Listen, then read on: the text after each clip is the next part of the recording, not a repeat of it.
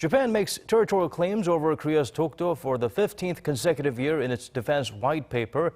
This time it went further to include statements that suggest Tokyo could militarily respond in case of a foreign incursion into the islands. Ji-yeon has our top story.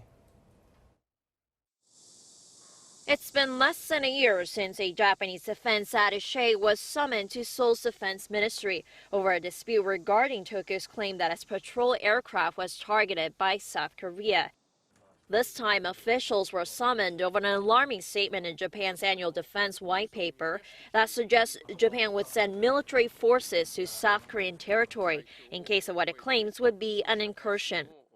Seoul's defense ministry summoned Japanese defense attache Tatsuya Watanabe Friday afternoon, while Seoul's foreign ministry summoned Taisuke Mibae, the minister for political affairs at the Japanese embassy in Seoul. In the white paper, Japan renewed the false territorial claim it's been making for the past 15 years over South Korea's easternmost Dokdo Island. But what's new this time is that Japan suggested it could scramble fighter jets if the airspace over the island is violated. The paper referred to an incident in July in which a Russian warplane had intruded into the airspace over Dokdo, stating Japan had filed a protest with South Korea for firing warning shots toward the Russian aircraft, an act done in what it called its territory.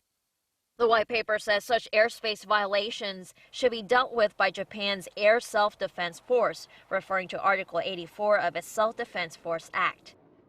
In response, the South Korean government demanded that Japan immediately rectify such wrongful claims, reiterating that Seoul would respond firmly to any efforts to disrespect its sovereignty over Dokdo Island, which is clearly South Korea's territory considering its history and geography and international law.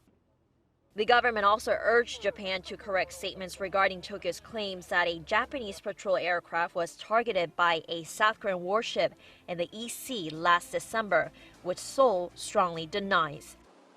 Seoul also brought up Japan's claims, saying South Korea is fully to blame for fraying ties stemming from the recent row over trade and the wartime atrocities during Japan's colonial rule over Korea between 1910 and 1945. Here, Japan also blames South Korea for terminating the two countries' military intel sharing pact.